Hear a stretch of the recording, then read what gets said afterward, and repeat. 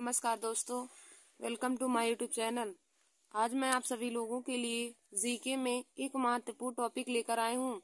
तो देखिए दोस्तों, आज का हमारा टॉपिक है महात्मा गांधी। आज हम आप सभी लोगों को महात्मा गांधी के बारे में संपूर्ण जानकारी देंगे। तो देखिए दोस्तों, यह जीके के लिए बहुत ही महत्वपूर्ण टॉपिक है। महात्मा गांधी से प्रश्न हर कंपटीशन की परीक्षाओं में पूछा जाता है। तो देखिए दोस्तों, जैसे SSC, GD, CGL, UPP, RRB, NTPC, group D और सभी कंपटीशन की परीक्षाओं के लिए आज का हमारा यह वीडियो बहुत ही महत्वपूर्ण है। तो दोस्तों, आप लोग हमारे इस वीडियो को जरूर देख लीजिए और अपने दोस्तों में भी शेयर कर लीजिए। तो देखिए दोस्तों, आज हम आप लोगों को पहले महात्मा गांधी के जीवन परिचय के बारे में बताएंगे। तो देखिए दोस्तों, हम यहाँ पे देखेंगे कि महात्मा गांधी जी का पूरा नाम क्या था। तो देखिए दोस्तों, महात्मा गांधी जी का पूरा नाम मोहनदास करमचंद गांधी था। महात्मा गांधी जी का पूरा नाम मोहनदास करमचंद गांधी था। फिर उनका जन्म कब हुआ? तो देखिए दोस्तों, महात्मा गांधी का जन्म 2 अक्टूबर 1869 ईस्वी को पोरबंदर, गुजरात में हुआ था। जन्म स्थान उनका है पोरबंदर, गुजरात में। गुजरात राज्य के पोरबंदर नामक गांव में हुआ था। पोरबंदर गांव या पोरबंदर स्थान पर हुआ था। तो देखिए दोस्तों, महात्मा गांधी जी का जन्म 2 अक्टूबर 1869 ईस्वी को हुआ था। महात्मा गांधी जी का जन्म 2 अक्टूबर 1869 ईस्वी को पोरबंदर, गुजरात में हुआ था। फिर हम आगे देखेंगे कि उनके माता और पिता का नाम। तो देखिए दोस्तों, उनके पिता का नाम करमचंद गांधी था। महात्मा गांधी जी के पिता का नाम करमचंद गांधी तथा उनकी माता का नाम पुतलीबाई था। देखिए दोस्तों, आगे उन महात्मा गांधी जी के पिता और माता का नाम। तो उनके पिता का नाम करमचंद गांधी था तथा माता जी का नाम उनकी पुतलीबाई था।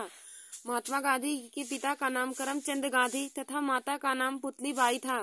फिर आगे हम देखेंगे उनकी पत्नी का नाम। तो देखिए दोस्तों, महात्मा गांधी जी की पत्नी का नाम कस्तूरबा गांधी था।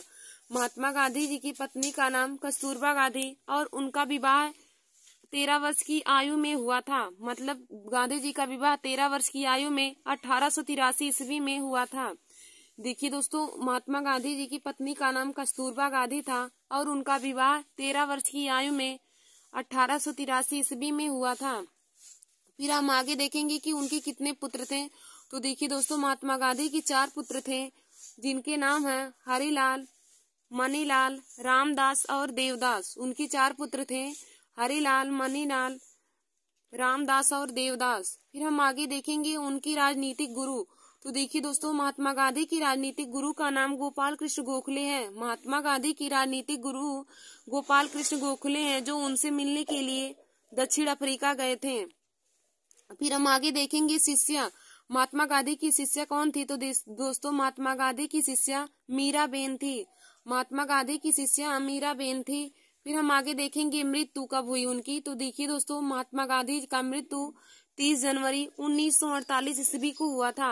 महात्मा गांधी जी का मृत्यु 30 जनवरी 1948 ईस्वी को हुआ था। और दोस्तों देखिए कब हुआ था? शाम 5:17 पर। शाम 5:17 पर महात्मा गांधी जी को नाथूराम गोडसे ने गोली मारकर उनकी हत्या कर दी थी और उनकी हत्या बिड़ला भवन में उन्होंने की थी। महात्मा गांधी जी की हत्या बिड़ला भवन में नाथूराम गोडसे ने 30 जनवरी 1948 ईस्वी को शाम 5:17 पर गोली से दागकर उनकी हत्या कर दी थी। देखिए दोस्तों, यह कंपटीशन की परीक्षाओं में क्वेश्चन पूछा जाता है कि महात्मा गांधी की हत्या किसने की थी। तो देखिए दोस्तों, नाथूराम गोडसे ने महात्मा गांधी की हत्या की थी। नाथूराम गोडसे ने महात्मा गांधी की हत्या की थी और किस भवन में की थी? तो दोस्तों, बिड़ला भवन में महात्मा गांधी की हत्या नाथूराम गोडसे ने की थी और बिड़ला भवन नई दिल्ली में है और शाम 5:17 पर की थी। फिर अब हम आगे देखेंगे उनकी समाधि स्थल का नाम क्या है और उनकी समाधि स्थल कहाँ है। तो दोस्तों, महात्मा गांधी की समाधि स्थल का नाम राजघाट है, जो नई दिल्ली में है। महात्मा गांधी जी का समाधि स्थल का नाम राजघाट है, जो नई दिल्ली में है। फिर हम आगे देखेंगे कि उन्होंने कितना बार जेल गया है। महात्मा गांधी ने कितनी बार जेल गए हैं? तो देखिए दोस्तों, महात्मा गांधी 13 बार जेल गए हैं। 6 वर्ष की आयु और 5 वर्ष की माह में उन्होंने कुल 13 बार जेल गए हैं। फिर हम आगे देखेंगे कि दक्षिण अफ्रीका कब गए। महात्मा गांधी दक्षिण अफ्रीका कब गए? तो देखिए दोस्तों, महात्मा गांधी दक्षिण अफ्रीका 1893 ईस्वी में गए थे। महात्मा गांधी दक्षिण अफ्रीका 1893 ईस्वी में गए थे और 24 वर्ष की आयु थी। जब उनकी आयु 24 वर्ष हुई तो वे 1893 ईस्वी में दक्षिण अफ्रीका गए थे। और दोस्तों आगे हम देखेंगे कि वह दक्षिण अफ्रीका से वापस कब आए। तो देखिए दोस्तों, महात्मा गांधी दक्षिण अफ्रीका से वापस 9 जनवरी 1915 ईस्वी में आए थे। महात्मा गांधी दक्षिण अफ्रीका से वापस 9 जनवरी 1915 ईस्वी में आए थे। तो दोस्तों यह क्वेश्चन हर कंपटीशन की परीक्षाओं में पूछा जाता है और यह बहुत ही महत्वपूर्ण क्वेश्चन है कि महात्मा गांधी दक्षिण अफ्रीका से भारत कब लौटे। तो दोस्तों महात्मा गांधी दक्षिण अफ्रीका से वापस 9 जनवरी 1915 ईस्वी को लौटे थे। महात्मा गांधी दक्षिण अफ्रीका से भारत में 9 जनवरी 1915 ईस्वी में लौटे थे। और देखिए दोस्तों, महात्मा गांधी 9 जनवरी को भारत में वापस लौटे, तभी से 9 जनवरी को प्रवासी दिवस के रूप में मनाया जाता है। 9 जनवरी को प्रवासी दिवस के रूप में मनाया जाता है क्योंकि इसी दिन महात्मा गांधी दक्षिण अफ्रीका से वापस भारत लौटे थे। और दोस्तों यदि पूछा जाए कि महात्मा गांधी दक्षिण अफ्रीका में कितने वर्ष तक रहे, तो आप लोग बताएंगे कि महात्मा गांधी दक्षिण अफ्रीका में कुल 21 वर्ष तक रहे हैं। महात्मा गांधी दक्षिण अफ्रीका में कुल 21 वर्ष तक रहे हैं। और दक्षिण अफ्रीका वे कब गए, तो महात्मा गांधी दक्षिण अफ्रीका 1893 ईस्वी में गए थे, जब उनकी आयु 24 वर्ष थी। और वह दक्षिण अफ्रीका से वापस कब लौटे भारत में, तो दोस्तों महात्मा गांधी दक्षिण अफ्रीका से भारत 9 जनवरी 1915 ईस्वी को वापस आए थे। और 9 जनवरी को तभी से ही प्रवासी दिवस के रूप में मनाया जाता है। और यदि पूछे कि दक्षिण अफ्रीका में महात्मा गांधी कितने वर्ष रहे थे, तो आप बताएंगे कि दक्षिण अफ्रीका में महात्मा गांधी कुल 21 वर्ष तक रहे। फिर हम आगे देखेंगे कि उनकी शिक्षा क्या थी। तो दोस्तों उन्होंने वकालत की शिक्षा की थी और इंग्लैंड में उन्होंने वकालत की शिक्षा पढ़ी। इंग्लैंड में उन्होंने वकालत की शिक्षा 1988 ईस्वी में पढ़ी थी। उनकी शिक्षा वकालत की थी। उन्होंने वकालत की शिक्षा इंग्लैंड में 1988 ईस्वी में वकालत की शिक्षा ग्रहण किया था। फिर हम आगे देखेंगे कि उनकी आत्मकथा क्या थी। तो देखिए दोस्तों, उनकी आत्मकथा सत्य के साथ मेरे प्रयोग थे। उनकी आत्मकथा का नाम था सत्य के साथ मेरे प्रयोग। सत्य के साथ मेरे प्रयोग यह महात्मा गांधी की आत्मकथा थे। फिर हम आगे देखेंगे उनका आदर्श वाक्य क्या था। तो देखिए दोस्तों, महात्मा गांधी जी का आदर्श वाक्य था कि सादा जीवन और उच्च विचार। सादा जीवन और उच्च विचार उनका आदर्श वाक्य था। फिर हम आगे देखेंगे उन्होंने कौन कौन सी रचना की। तो देखिए दोस्तों, महात्मा गांधी ने हिंदी स्वराज नामक पुस्तक की रचना की थी और 7 महाव्रत नामक पुस्तक की रचना की। गीता माता की रचना की। इंडिया इज माई ड्रीम, इसकी भी उनकी प्रमुख रचनाएं हैं। इंडिया इज माई ड्रीम यह भी महात्मा गांधी जी की प्रमुख रचनाएं हैं। तो दोस्तों महात्मा गांधी ने हिंदी स्वराज नामक पुस्तक की रचना की है, 7 महाव्रत की रचना की है, गीता माता की रचना की है, अनासक्ति योग की रचना की है और इंडिया इज माई ड्रीम इसकी भी रचना महात्मा गांधी ने की है। तो दोस्तों यदि पूछे कि हिंदी स्वराज नामक पुस्तक के लेखक कौन है, तो आप लोग बताएंगे हिंदी स्वराज नामक पुस्तक के लेखक महात्मा गांधी जी हैं। महात्मा गांधी ने हिंदी स्वराज नामक पुस्तक लिखी है। फिर हम आगे देखेंगे कि उनका उपनाम क्या था, मतलब उन्हें और किस किस नाम से जाना जाता था। तो देखिए दोस्तों, गांधी जी को महात्मा जी के नाम से जाना जाता था, राष्ट्रपिता के नाम से जाना जाता था और बापू के नाम से जाना जाता था। उनके उपनाम थे, महात्मा गांधी के उपनाम महात्मा, राष्ट्रपिता और बापू उनके उपनाम थे। गांधी जी के उपनाम महात्मा, राष्ट्रपिता और बापू थे। देखिए दोस्तों, यदि पूछे कि गांधी जी को महात्मा नाम सबसे पहले किसने गांधी जी को महात्मा नाम से पुकारा था, तो दोस्तों रविन्द्रनाथ टैगोर ने गांधी जी का महात्मा नाम रखा था। और राष्ट्रपिता उन्हें सबसे पहले कौन कहकर पुकारा था, तो महात्मा गांधी जी को राष्ट्रपिता कहकर सबसे पहले सुभाष चंद्र बोस ने पुकारा था। सुभाष चंद्र बोस ने महात्मा गांधी को सर्वप्रथम राष्ट्रपिता की उपाधि दी और उन्हें महात्मा की उपाधि रविन्द्रनाथ टैगोर ने दिया था। गांधी जी को महात्मा की उपाधि रविन्द्रनाथ टैगोर ने और राष्ट्रपिता की उपाधि सुभाष चंद्र बोस ने दिया था। और दोस्तों इन्हें बापू के नाम से भी जाना जाता था। फिर हम आगे देखेंगे समाचार पत्र। उन्होंने कौन कौन सी समाचार पत्र की रचना की है। तो देखिए दोस्तों, इंडियन ओपिनियन नामक समाचार की पत्र समाचार पत्र इन्होंने लिखा है, और यंग इंडिया नामक समाचार पत्र और हरिजन पहला नामक समाचार पत्र।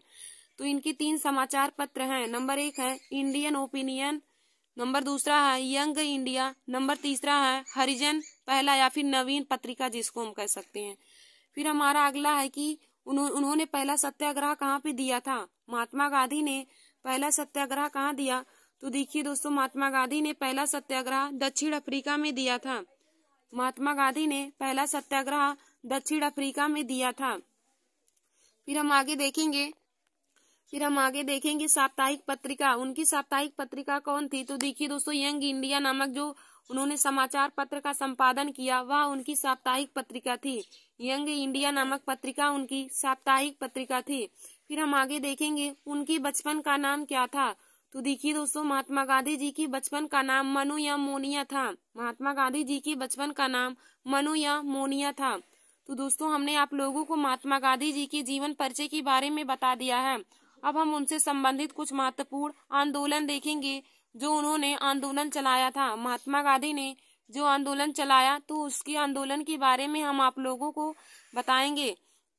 तो आप लोग हेडिंग डाल लीजिए, गांधी जी के सभी आंदोलन। तो हमारा पहला है गांधी जी अफ्रीका कब गए, तो देखिए दोस्तों, गांधी जी अफ्रीका 1893 ईस्वी में गए थे और 24 वर्ष की आयु जब उनकी हुई, यानी कि 1893 ईस्वी में उनकी आयु 24 वर्ष की हुई थी, तब वह दक्षिण अफ्रीका गए थे।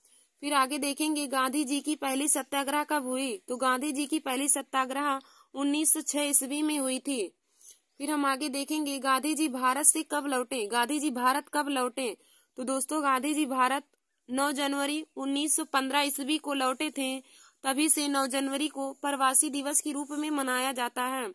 गांधी जी भारत 1915 ईस्वी में लौटे थे, तभी से 9 जनवरी को प्रवासी दिवस के रूप में मनाया जाता है। फिर हम आगे देखेंगे केसर ए हिंद की उपाधि उन्हें कब प्राप्त हुई। गांधी जी को केसर ए हिंद की उपाधि कब प्राप्त हुई, तो दोस्तों, गांधी जी को केसर ए हिंद की उपाधि 1915 ईस्वी में प्राप्त हुई थी। और दोस्तों, यदि पूछे कि महात्मा गांधी जी को केसर ए हिंद की उपाधि किसने प्राप्त करवाई थी, तो ब्रिटिश सरकार ने महात्मा गांधी जी को केसर ए हिंद की उपाधि दी थी। ब्रिटिश सरकार ने महात्मा गांधी को केसर ए हिंद की उपाधि प्राप्त करवाई थी। और यह उन्हें केसर ए हिंद की उपाधि कब प्राप्त हुई, तो दोस्तों, केसर ए हिंद की उपाधि महात्मा गांधी को 1915 ईस्वी में प्राप्त हुई थी। फिर हम आगे देखेंगे कि महात्मा गांधी ने साबरमती आश्रम की स्थापना कब की। महात्मा गांधी ने साबरमती आश्रम की स्थापना कब की, तो देखिए दोस्तों, महात्मा गांधी ने साबरमती आश्रम की स्थापना 1917 ईस्वी में किया था। महात्मा गांधी ने साबरमती आश्रम की स्थापना 1915 ईस्वी में किया था। फिर हम आगे देखेंगे दांडी मार्च आंदोलन। दांडी मार्च आंदोलन महात्मा गांधी ने कब किया था, तो दोस्तों, दांडी मार्च आंदोलन महात्मा गांधी ने 12 मार्च 1930 ईस्वी को किया था। महात्मा गांधी ने दांडी मार्च आंदोलन 12 मार्च 1930 ईस्वी को किया था। और दोस्तों, यदि पूछे कि यह आंदोलन कितने दिन तक चला, तो दोस्तों, यह यात्रा 24 दिनों तक चला था। दांडी मार्च यात्रा 24 दिनों तक चला था। और दोस्तों, यह 12 मार्च 1930 ईस्वी में हुआ था। दांडी मार्च यात्रा 12 मार्च 1930 ईस्वी में हुआ था। यदि पूछे कि दांडी मार्च आंदोलन किस लिए चलाया गया था, तो दोस्तों, नमक के ऊपर कर के खिलाफ दांडी मार्च यात्रा चलाया गया था। और यह आंदोलन महात्मा गांधी ने दिया था। तो 12 मार्च 1930 ईस्वी में दांडी मार्च आंदोलन चलाया गया और यह यात्रा 24 दिनों तक चला था। फिर दोस्तों, हमारा अगला है चंपारण सत्याग्रह। महात्मा गांधी ने चंपारण सत्याग्रह कब दिया, तो दोस्तों, महात्मा गांधी ने चंपारण सत्याग्रह 1917 ईस्वी में दिया था। महात्मा गांधी ने चंपारण सत्याग्रह 1917 ईस्वी में दिया था। फिर हम आगे देखेंगे अहमदाबाद मिल मजदूर सम्मेलन। अहमदाबाद मिल मजदूर आंदोलन कब महात्मा गांधी ने चलाया, तो देखिए दोस्तों, अहमदाबाद मिल मजदूर आंदोलन 1918 ईस्वी में चला था। अहमदाबाद मिल मजदूर आंदोलन 1918 ईस्वी में चला था। फिर देखिए दोस्तों, अगला हमारा है खिलाफत आंदोलन कब चला। खिलाफत आंदोलन, तो दोस्तों, खिलाफत आंदोलन 1919 ईस्वी में हुआ था। खिलाफत आंदोलन 1919 ईस्वी में हुआ था। फिर हमारा अगला है असहयोग आंदोलन। तो देखिए दोस्तों, असहयोग आंदोलन 1920 ईस्वी में हुआ था। खिलाफत आंदोलन 1919 में और असहयोग आंदोलन 1920 ईस्वी में हुआ था। फिर देखिए दोस्तों, हमारा अगला है कांग्रेस की अध्यक्षता कब हुई थी। तो कांग्रेस की अध्यक्षता 1924 ईस्वी को हुई थी। कांग्रेस की अध्यक्षता कब हुई। तो कांग्रेस की अध्यक्षता 1924 ईस्वी में हुई थी। फिर हम आगे देखेंगे सविनय अवज्ञा आंदोलन कब हुआ। सविनय अवज्ञा आंदोलन, तो दोस्तों सविनय अवज्ञा आंदोलन 1930 ईस्वी में हुआ था। सविनय अवज्ञा आंदोलन 1930 ईस्वी में हुआ था। फिर हमारा आगे है गांधी इरविन समझौता कब हुआ था। तो देखिए दोस्तों, गांधी इरविन समझौता 1921 ईस्वी में हुआ था। गांधी इरविन समझौता 1921 ईस्वी में हुआ। और यदि पूछे कि गांधी इरविन समझौता किस आंदोलन से संबंधित है, तो दोस्तों गांधी इरविन समझौता सविनय अवज्ञा आंदोलन से संबंधित है। गांधी इरविन समझौता किस आंदोलन से संबंधित है। तो गांधी इरविन समझौता सविनय अवज्ञा आंदोलन से संबंधित है। और गांधी इरविन समझौता कब हुआ। तो दोस्तों गांधी इरविन समझौता 1921 ईस्वी में हुआ था। फिर हमारा अगला क्वेश्चन है कि द्वितीय गोलमेज सम्मेलन कब हुआ था। द्वितीय गोलमेज सम्मेलन कब हुआ। तो देखिए दोस्तों, द्वितीय गोलमेज सम्मेलन 1921 ईस्वी में हुआ था।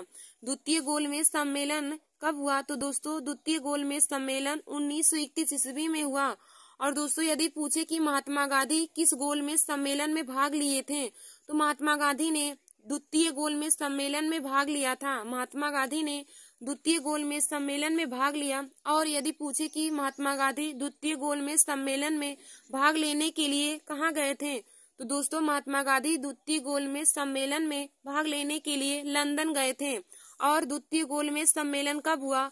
तो दोस्तों द्वितीय गोलमेज सम्मेलन 1931 ईस्वी में हुआ था और यह लंदन में हुआ था। और दोस्तों यदि पूछे कि कौन ऐसे व्यक्ति हैं जो तीनों गोलमेज सम्मेलन में भाग लिए थे, तो दोस्तों डॉक्टर भीमराव अंबेडकर भारत के ऐसे व्यक्ति हैं जिन्होंने तीनों गोलमेज सम्मेलन में भाग लिया था। तो दोस्तों यदि पूछे कि प्रथम गोलमेज सम्मेलन कब हुआ, तो आप बताएंगे प्रथम गोलमेज सम्मेलन 1930 ईस्वी को, द्वितीय गोलमेज सम्मेलन 1931 ईस्वी को और तृतीय गोलमेज सम्मेलन 1932 ईस्वी को हुआ था। और पूछे कि महात्मा गांधी किस गोलमेज सम्मेलन में भाग लिए थे, तो आप बताएंगे महात्मा गांधी द्वितीय गोलमेज सम्मेलन में भाग लिए थे। फिर दोस्तों हमारा अगला क्वेश्चन है कि पूना समझौता कब हुआ था। तो देखिए दोस्तों, पूना समझौता 1932 ईस्वी को हुआ था। पूना समझौता 1932 ईस्वी को हुआ था। फिर हमारा अगला है कि तृतीय गोलमेज सम्मेलन कब हुआ था। तृतीय गोलमेज सम्मेलन कब हुआ। तो देखिए दोस्तों, तृतीय गोलमेज सम्मेलन 1932 ईस्वी को हुआ था। तृतीय गोलमेज सम्मेलन 1932 ईस्वी को हुआ था। फिर हमारा अगला है कि चौरी चौरा कांड कब हुआ था। चौरी चौरा कांड कब हुआ। तो देखिए दोस्तों, चौरी चौरा कांड 1922 ईस्वी को हुआ था। चौरी चौरा कांड 1922 ईस्वी को हुआ था। देखिए दोस्तों, हमने आप लोगों को गांधी जी के जीवन के बारे में बता दिया है और उनसे संबंधित महत्वपूर्ण आंदोलन के बारे में बता दिया है। तो दोस्तों आप इन सभी आंदोलनों को और गांधी जी के जीवन परिचय के बारे में अपनी कॉपी में नोट कर लीजिए, क्योंकि इन्हीं से संबंधित कंपटीशन की परीक्षाओं में क्वेश्चन पूछे जाते हैं। देखिए दोस्तों, हमारा जो यह क्वेश्चन है कि उनकी समाधि स्थल का नाम, यह भी बहुत ही बार कंपटीशन की परीक्षाओं में पूछा जा चुका है। तो दोस्तों महात्मा गांधी जी की समाधि स्थल का नाम पूछे तो आप बताएंगे कि उनकी समाधि स्थल का नाम राजघाट है, जो नई दिल्ली में बना हुआ है। और यह क्वेश्चन पूछा जाता है कि महात्मा गांधी दक्षिण अफ्रीका से भारत कब लौटे थे। महात्मा गांधी दक्षिण अफ्रीका से भारत कब लौटे। तो दोस्तों महात्मा गांधी दक्षिण अफ्रीका से भारत 9 जनवरी 1915 ईस्वी में लौटे थे। महात्मा गांधी दक्षिण अफ्रीका से भारत 9 जनवरी 1915 ईस्वी में लौटे थे। देखिए दोस्तों, महात्मा गांधी 9 जनवरी को भारत लौटे थे, इसीलिए तभी से 9 जनवरी को प्रवासी दिवस के रूप में मनाया जाता है। और दोस्तों यदि पूछे कि हिंद स्वराज नामक पुस्तक के लेखक कौन है, तो आप बताएंगे हिंद स्वराज नामक पुस्तक के लेखक महात्मा गांधी जी हैं। तो दोस्तों आज मैंने आप सभी लोगों को महात्मा गांधी जी के जीवन परिचय के बारे में बताया और उनसे संबंधित महत्वपूर्ण आंदोलन बता दिया है जिसका निर्माण उन्होंने किया था। धन्यवाद दोस्तों। ऐसे ही महत्वपूर्ण वीडियो को पाने के लिए और जीके के महत्वपूर्ण ट्रिक को पाने के लिए आप सभी लोग हमारे YouTube channel Nancy success classes को सब्सक्राइब कर लीजिए और अपने दोस्तों में शेयर करना ना भूलें। धन्यवाद दोस्तों।